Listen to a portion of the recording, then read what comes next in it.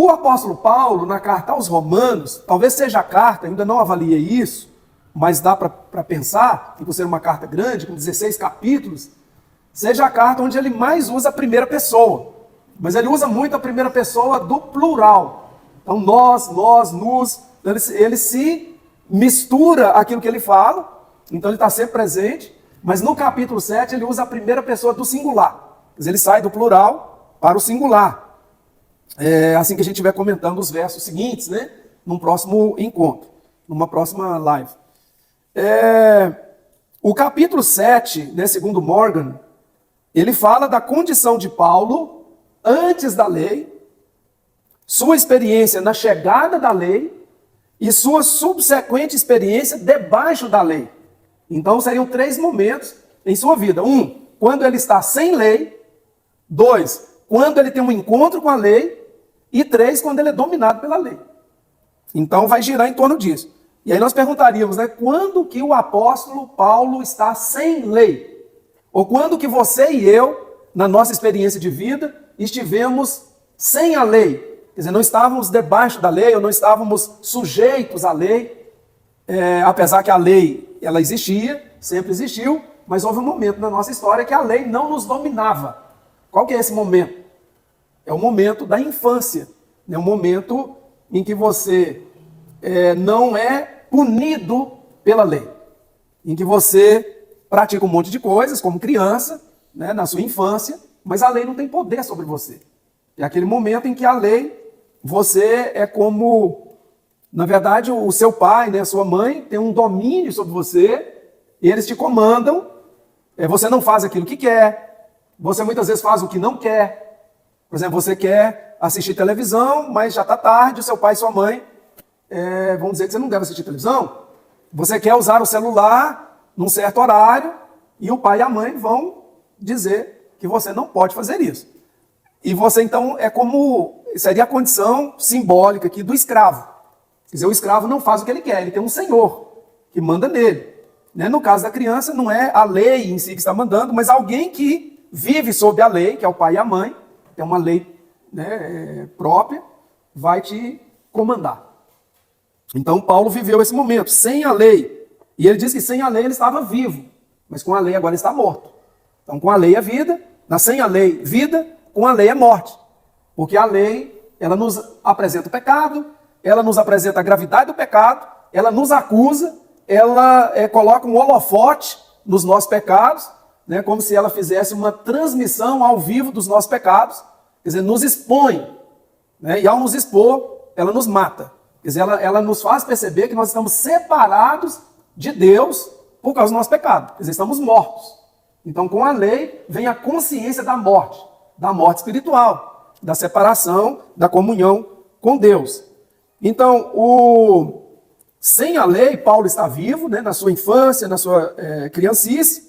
Ele está sem consciência da lei e sem consciência do pecado. No judaísmo, a criança de 12 anos, a menina, é considerada pecados não imputados a ela, e o menino aos 13, já que a menina amadurece mais rápido que os meninos. Então, o menino, aos 13 anos, ele se torna responsável, né, numa cerimônia chamada de bar mitzvah. Enquanto que as meninas, né, a cerimônia se chama bat é filha, né, bar é filho. Então, bat mitzvah, que é a filha do mandamento, e bar mitzvah, ao pé da letra, significa filho do mandamento. Quer dizer, agora ele tem responsabilidades diante de Deus e diante da sociedade. Antes é como se ele não cometesse pecado, né? Não é imputado a ele e a ela os pecados. É claro que no nosso contexto cristão, nós não temos uma idade mínima, né, para dizer assim, a criança tem consciência do pecado na idade tal. Então isso varia muito de criança para criança. Então essa idade ela não é algo rígido assim. Né? Cada criança tem a sua maturidade e isso varia bastante. Então, com a chegada da lei, ele está morto. Ou seja, ele descobre que está violando o mandamento divino. Por exemplo, toda criança mente. E toda criança, de modo geral, ela, além de mentir, ela rouba também. Mas quando ela rouba algo, que ela pega algo, não é que ela está, eu vou roubar e tal. Ela está descobrindo o mundo, né? Ela quer saber o que é certo, o que é errado. Então, se a professora chama atenção, o professor, o pai, a mãe, um adulto, ela vai então perceber que aquilo não agrada, pelo menos não agrada aos adultos, né? Aos adultos, de pegar algo que não é dela, mas ela está testando, não é que ela tem necessidade, e vamos dizer que tanto criança rica quanto pobre age da mesma forma, não é questão de ter ou não ter, é um teste. E as crianças mentem, e já é próprio da natureza, questão de mentir. Então, cabe aos pais, né, os cuidadores, a ensinar a verdade e ensinar também que roubar não é correto. Não é correto. Paulo escreveu aos Romanos, né, Romanos 7, abre aspas, e aqui a tradução eu que fiz, é a tradução do inglês, que revela a agonia de sua condição passada. Ele escreveu isso com seu senso de vitória, né, escreveu isso no presente dele, né, no seu tempo presente, com o senso de vitória e libertação, e já com a resposta para o seu questionamento. Então, quando ele escreve Romanos 7, de acordo com Campbell, Paulo já tem a resposta. Qual que é a resposta? Mas graças a Deus, através de Cristo Jesus, nosso Senhor. Quer dizer, o que ele está dizendo? Houve uma libertação através de Cristo Jesus, o Senhor, né, o nosso Senhor. Ele faz isso lá no verso 25, né, o nosso Senhor, usando a primeira pessoa do plural. Então, Campbell, na verdade, faz um resumo do capítulo todo. E agora eu quero entrar em outro comentarista, são dois, é o Harrison e o Pfeiffer. É um comentário traduzido para o português, chama Comentário Bíblico Moody. Então eles vão dizer assim.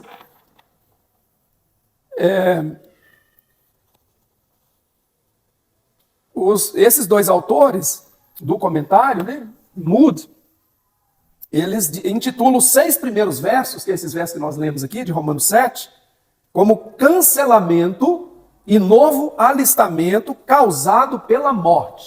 Cancelamento, né? Falar de cancelamento hoje é bem comum essa palavra, né? Cancelar, né? Cancelamento. É o cancelamento causado, aliás, ele fala de cancelamento e novo alistamento. Quer dizer, causado pela morte.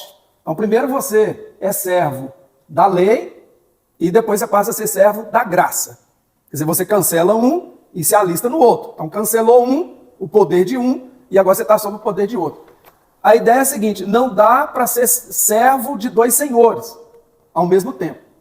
Então, quando um escravo era vendido, o antigo senhor, ele não tinha mais poder sobre aquele escravo. Quem dá o comando para aquele escravo é o novo senhor. Então, vamos pensar que o meu senhor seja a lei.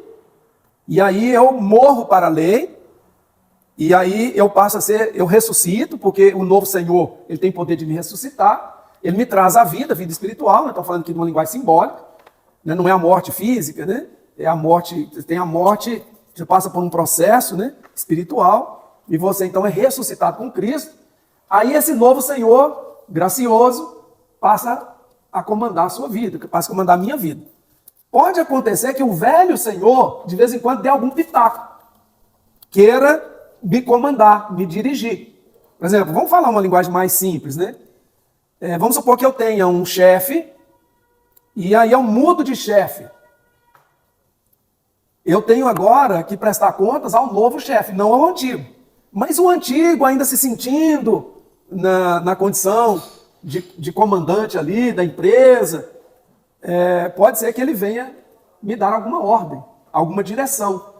Mas eu não tenho obrigação nenhuma de cumprir o comando desse antigo chefe. O que isso significa espiritualmente? Que o antigo chefe, chamado pecado, de vez em quando ele dá pitaco, de vez em quando ele direciona o meu caminho, mas eu posso dizer não para ele, porque eu tenho um novo Senhor, então que me comanda. Mas se eu esqueço do comando do novo chefe, eu acabo às vezes fazendo a vontade do antigo chefe, né? Que na Bíblia é chamado de o velho homem, a velha natureza. Então você tem uma natureza nova, agora graciosa e tudo, que você tem poder de vitória, mas a velha natureza fica ali como um antigo chefe, tentando conduzir ainda a sua vida. Então se você diz sim para a nova natureza, para o novo Senhor, a sua chance de vencer o pecado é muito grande. Pois não, pastor Márcio? Nós poderíamos então entender que em Roma, aqueles judeus que se converteram e chegando novos ali para, vamos dizer assim, para a igreja naquele momento, eles queriam que ele cumprisse a velha lei?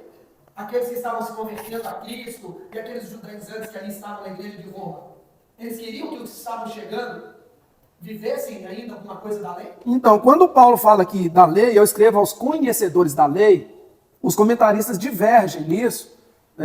Uns vão dizer o seguinte, que é mais ou menos o que eu falo, né? Que os que conhecem a lei são os judeus que se converteram ou que entenderam, né, a mensagem do Messias, aceitaram essa mensagem para si e passaram a seguir Jesus como Messias, né? Passaram a seguir Jesus como o mestre e tal, o Senhor. E que muitos desses judeus entendiam que precisava, além dessa fé nova, dessa crença no Messias, praticar a lei, né, a lei judaica em toda a sua inteireza, inclusive com os rituais, né, com as festas e tal. Em Romanos não se debate muito isso não, porque a carta aos Romanos, ela é aos cristãos romanos, gentios, e também, no meu entendimento, aos cristãos judeus, né, os judeus que entenderam o plano, né, de salvação, a pregação de Paulo e dos outros e tal. Então o que acontece? Tem comentarista então que vai dizer que na verdade essa lei aqui é uma lei universal, ou uma lei do casamento, né? Não está falando da lei como a Torá, não está falando das escrituras, mas está falando da lei de modo geral, mas que Paulo usa os seus conhecimentos da lei mosaica. É claro, ele é um mestre, é um doutor, é um rabino, que vai se utilizar das leis da Torá, né, para falar também de uma lei, que é a lei do casamento, que era mais ou menos entendido que uma mulher casada, ela está sujeita ao marido. Isso lá em Roma, isso em Israel, havia esse conhecimento. O modo de tratar, a questão de divórcio era diferente de um para outro, mas o geral era comum. Então, não quer dizer necessariamente que Paulo esteja falando da Torá, da lei, da instrução, né, bíblica, dos 5 primeiros livros da Bíblia, especialmente o Tetrateuco, né, que é de Êxodo a Deuteronômio, que tem as leis ali mais especificamente, mas que ele está tratando da lei do casamento aqui para ilustrar algo. É a lei do marido, vamos dizer assim, é um documento que prende a mulher ao marido, e que normalmente deveria prender o marido à mulher, mas como o marido, ele tinha a prerrogativa de dizer não, e não dava essa prerrogativa para a mulher, então a mulher era mais presa do que o próprio marido. E aí o interessante é que a mulher aqui, o marido é a lei. Né? O marido está para a lei e a mulher está para no caso, quando ela morre, ela está para o crente, né?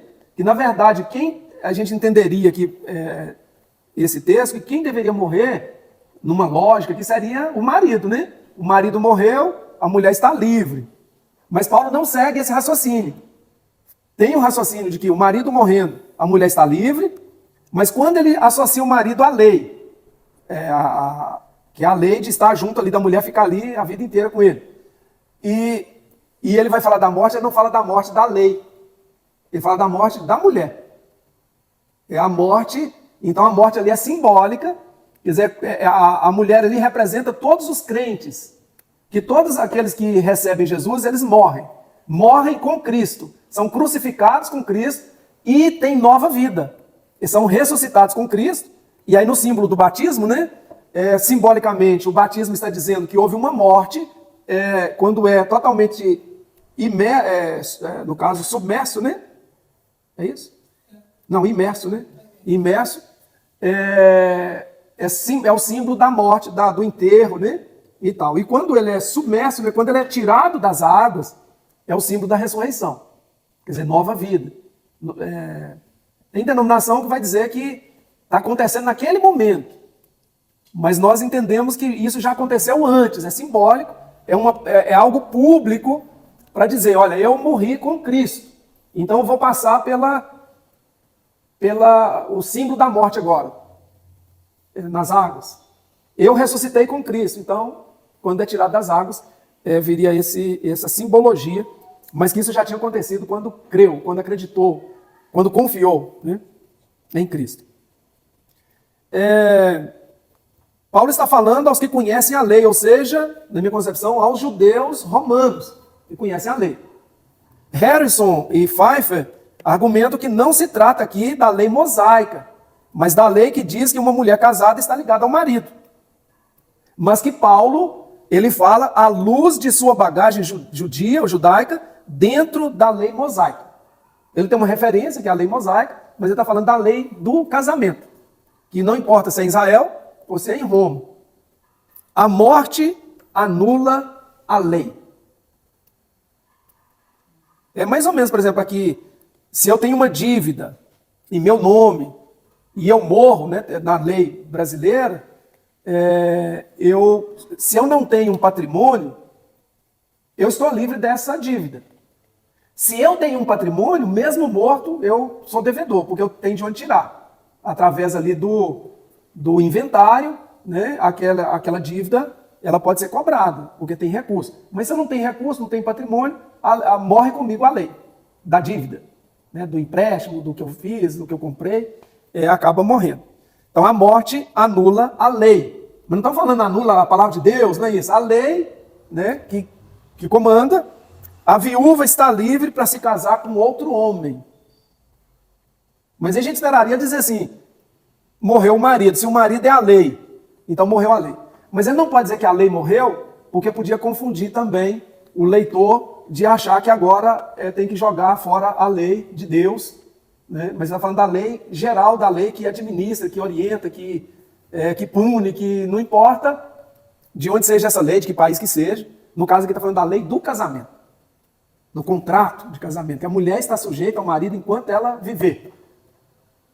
O marido morrendo, que é a lei que está dominando ela está livre. Mas o legal aqui, legal, né, a palavra legal vem de lei, né? É que quem morre é a mulher. No texto aqui, é a mulher. É a mulher que morre. Quer dizer, ela morre para ser de um outro senhor.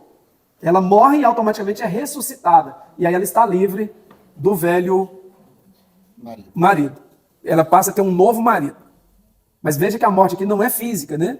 É uma morte simbólica. Quer dizer, ela se separou daquele marido. Ela morreu. Ela o abandonou pelo outro, que é Cristo. Mas ela se casa com outro. E para se casar tem que haver uma morte, uma separação. Seja pela morte física, no caso do marido, ou seja pelo divórcio. Né? Deus não estabeleceu o divórcio, mas ele tolerou o divórcio. O divórcio faz parte da vida do homem e da mulher de Israel. O problema é que quem administrava o divórcio era o homem. E às vezes não divorciava da mulher, mandava embora, e isso, inclusive, ele acabava retendo o dinheiro que era da mulher, que é o dote. Eu digo assim, casamento vai tudo bem, se o homem quiser vai tudo bem. Mas se uma mulher, por exemplo, quando o homem quer separar a mulher, lá a mulher separa e pronto. Mas quando a mulher quer separar, é uma confusão. Quantas mulheres são mortas porque querem a separação? Acontece muito, né, que no Brasil, hoje chamado de feminicídio, né, na lei, em que a irmã está dizendo que a mulher quer se separar do marido, é muito complicado para a mulher. Então, pensando aqui no contexto de Brasil, né, em que quando o marido quer separar da mulher, está dizendo uma esposa, né, simplesmente vai embora e separou, né, e a mulher se vira. E a mulher não vai atrás desse marido com uma espingarda na mão para matá-lo. Né? É muito raro acontecer isso. Acontece, mas é muito raro. Né? Geralmente é o marido, né, que se acha no direito, e hoje em dia até namorado.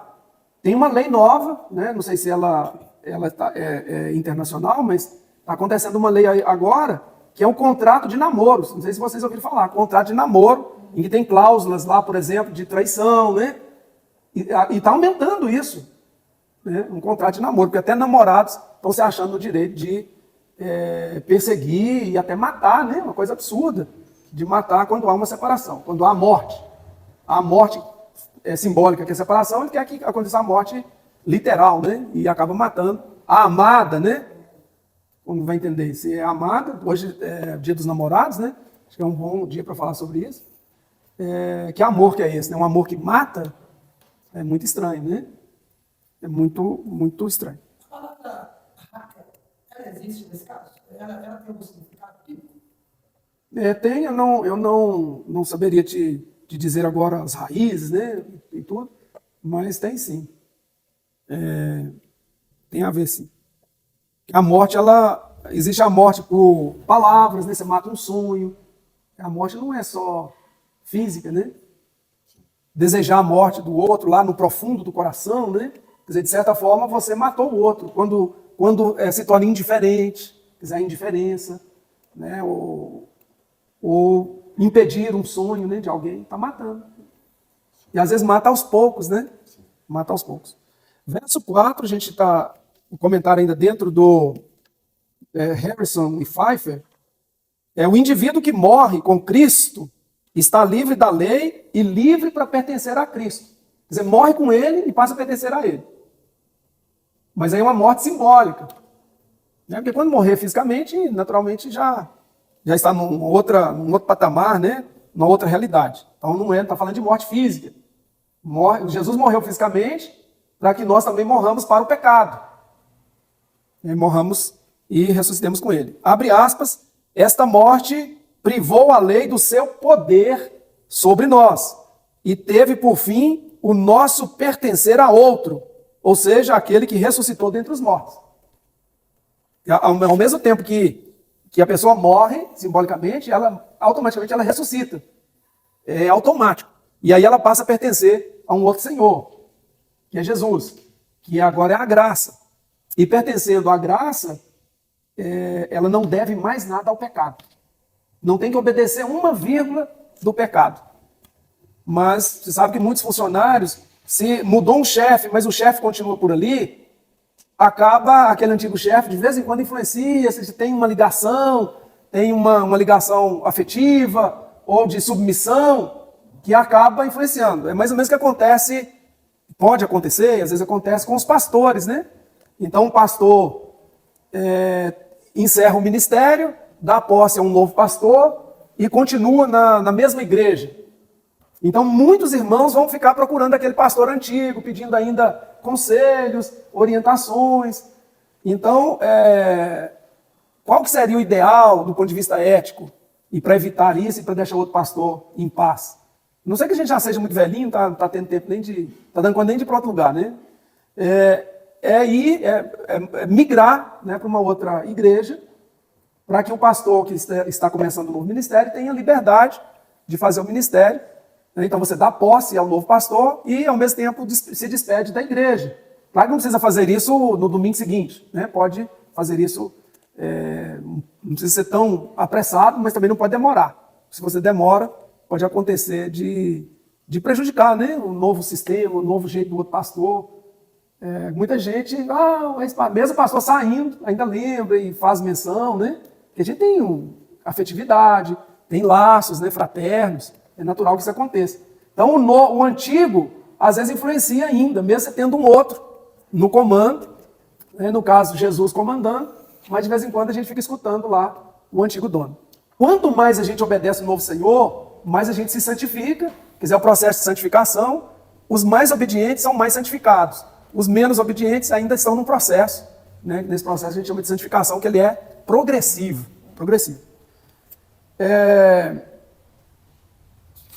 O que acontece? Aí ele diz, eis aí um novo alistamento. Então tem o cancelamento, você cancela o velho e você se alista no novo. Alistou no novo, é nova vida, é nova atitude, é nova maneira de ser. Verso 5, está na carne significa estar sob o controle e o domínio do pecado. Não é que significa que você está no corpo. Está no domínio, sob o controle do pecado. E o verso 6, ficar livre da lei produz um novo relacionamento com uma nova atitude. Novo relacionamento, nova atitude. Claro que está falando da lei do pecado, né, a lei do domínio. Um outro texto que eu trago aqui é uma Bíblia bastante conhecida, chama Bíblia de Jerusalém, que é uma tradução ecumênica das Sagradas Escrituras, a Bíblia de Jerusalém.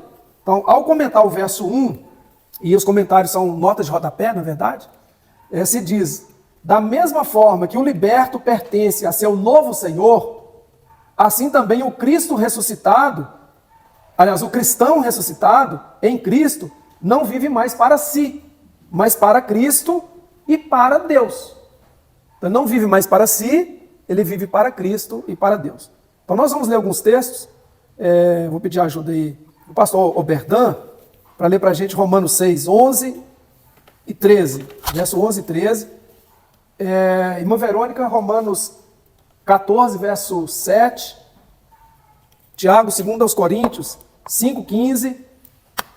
Pastor Márcio, Gálatas 2, 20. Texto bastante conhecido. Vamos ver o que diz aí. Romanos 6, 11 e 13. Assim também vós considerai-vos mortos para o pecado, mas vivos para Deus em Cristo Jesus. E nem ofereçais cada um os membros do seu corpo ao pecado, como instrumentos de iniquidade, mas oferecei-vos a Deus como ressurretos, dentre os mortos e os vossos membros, a Deus como instrumentos de justiça. Então, na verdade, nós precisamos nos considerar. E por isso que eu falei que às vezes todo dia você tem que estar lembrando disso. Então eu me considero como morto para o pecado. Se eu estou morto, eu não devo nada para ele. Mas eu tenho que me considerar vivo para Deus, ressuscitado, ressurreto para Deus. Então eu vou obedecer a Deus. 14, 7 e 8. Porque nenhum de nós vive para si mesmo, nem morre para si. Isso, nenhum de nós vive para si e nenhum morre para si. O 8 fala o quê?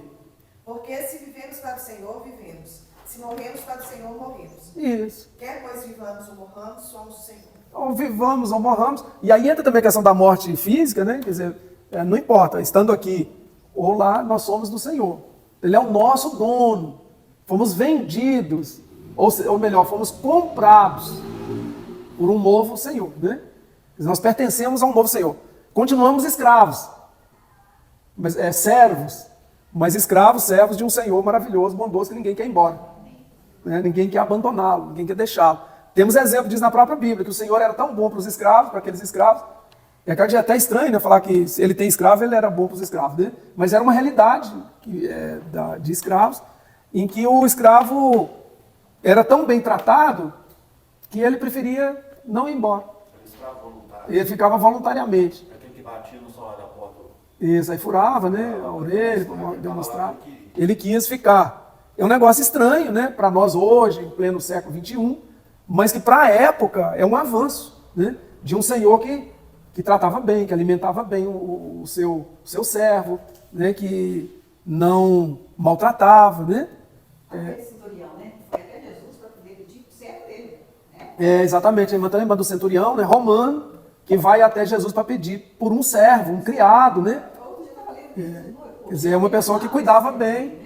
A escravidão não é um bem, né? A gente sabe disso. Mas para o padrão da época em que os escravos eram maltratados, tratados de qualquer maneira, um senhor desse, ele era bem visto, né, pelos próprios escravos. Então, como a gente diz, a gente é escravo de Deus, de um senhor maravilhoso, é servo, né? E voluntariamente, a gente está disposto, né, a servir. 2 Coríntios 5, 15, Tiago. E ele morreu por todos, para que aqueles que vivem já não vivam mais para si mesmos, mas para aquele que por eles morreu e ressuscitou. Isso, então viver para nós mesmos é fazer a nossa vontade. E geralmente a nossa vontade de coisas que desagradam a Deus. Então a gente deve buscar fazer a vontade de Deus e não a nossa própria vontade. Gálatas 2:20, bastante conhecido. Já estou crucificado com Cristo, vivo não mais eu, mas Cristo vive em mim, e a vida que agora vem da carne. Vivo na fé do Filho de Deus, o qual me amou e se entregou a si mesmo por mim. Isso, aí a palavra carne significa o corpo, né? Não está falando do velho homem. Que às vezes a palavra carne ela nos confunde. E eu posso trazer no próximo encontro os vários significados da palavra carne, né, no Novo Testamento. Acho que isso nos ajuda também a entender. A vida que eu vivo no corpo, né, eu vivo pela fé. Eu estou crucificado com Cristo. Um homem que está crucificado com Cristo, significa que ele faz a vontade de quem? Dele mesmo ou de Cristo? Eu estou fazendo a vontade minha e a de Cristo. Porque se eu estou crucificado, é que eu quero. Isso. Mas você a partir daí faz a vontade do seu Senhor. Se você faz a vontade do seu Senhor, você não faz a vontade da carne no sentido do velho homem. Então não faz sentido dizer que Romanos 7, lá para frente, que nós vamos chegar lá, que o bem que eu quero fazer, esse não faço, mas o mal que eu não quero, esse que eu faço, se aplica a um homem crucificado com Cristo.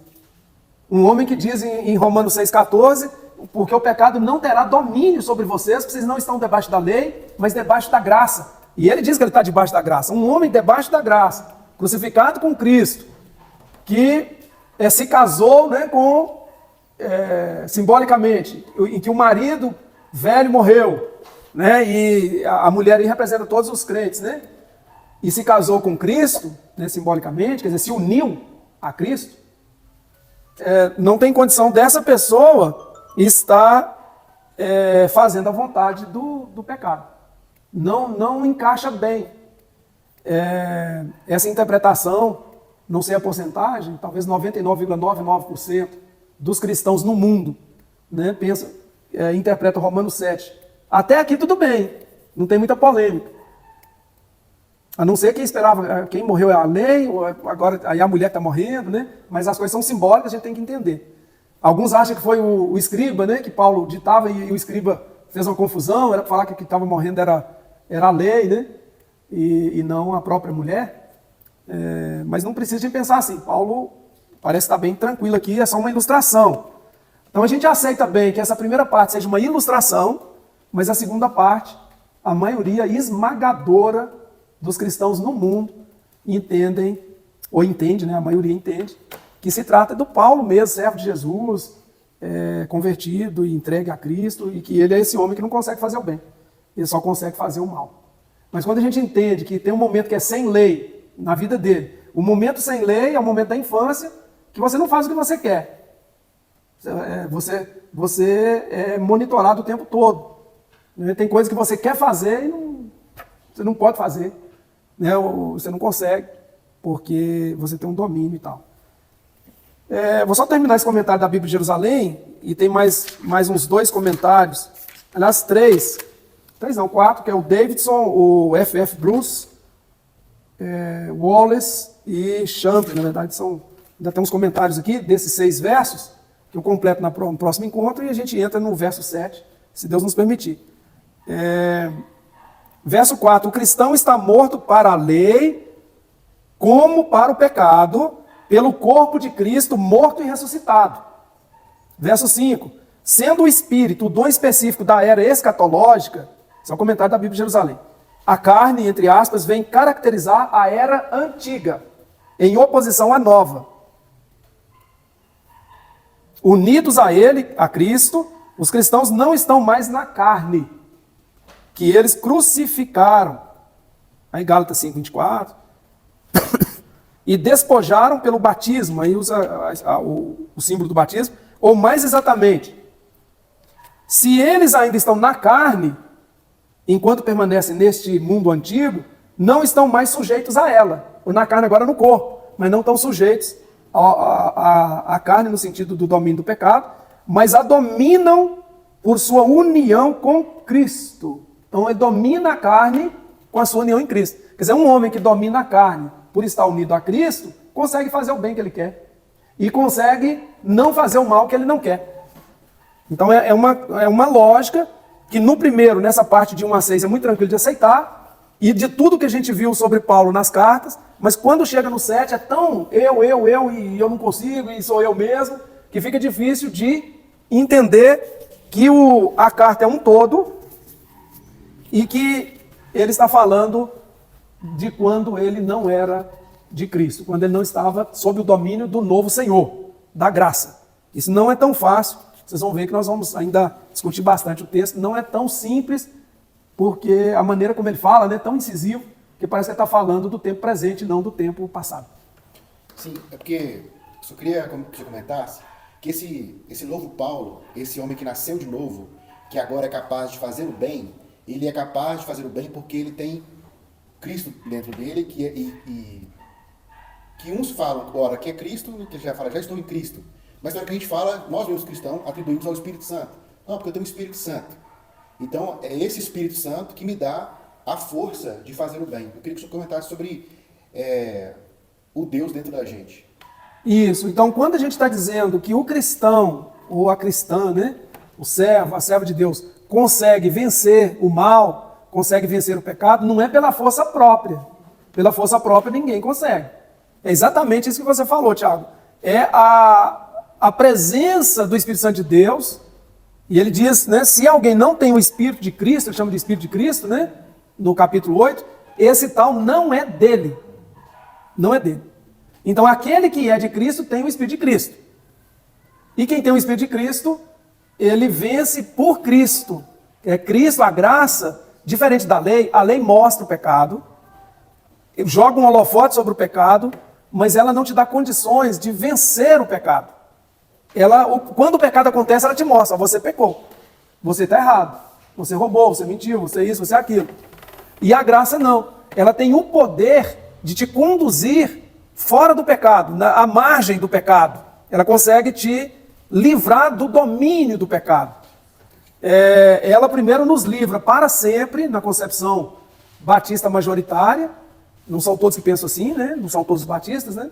Mas a maioria dos batistas pensa que no seu encontro verdadeiro com Cristo, o pecado não tem mais poder de te condenar. Quer dizer, você foi liberto da condenação do pecado. Porém, enquanto você está na carne, ou seja, nesse corpo, você está no físico, vivendo com Cristo e com os dilemas do mundo e enfrentando as tentações e tudo, o que acontece? O pecado procura te dominar. É aquele velho senhor ainda dando pitaco, dando direção, dando ordem. Então, se você ouvir a voz dele, ao invés de obedecer o novo, você fica obedecendo o velho. Aí você vai pecando e tal. E por fim, lá na eternidade, estaremos livres totalmente da presença do pecado. Portanto, agora, nenhuma condenação há para os que estão em Cristo Jesus, que não andam segundo a carne, mas segundo o Espírito. O que ele está dizendo? Quem é de Cristo anda segundo o Espírito, não anda segundo a carne. A carne consegue ainda ter algumas vitórias sobre a gente, mas quem tem mais vitórias sobre nós é a graça. Entendeu? Só que se a gente não tem essa consciência, e se a gente se entrega, a gente vai viver uma vida de derrota em derrota e não de vitória em vitória. Entendeu? É morte, é inimizade contra Deus, não está sujeito à lei de Deus e nem em verdade pode ser, né? Pode estar. Então é isso. Deus nos abençoe e a gente prossegue, né, no próximo encontro com a bênção de Deus. Amém. Amém. Obrigado aí pela sua participação, né? Qualquer pergunta encaminha aí que se a gente puder a gente responde.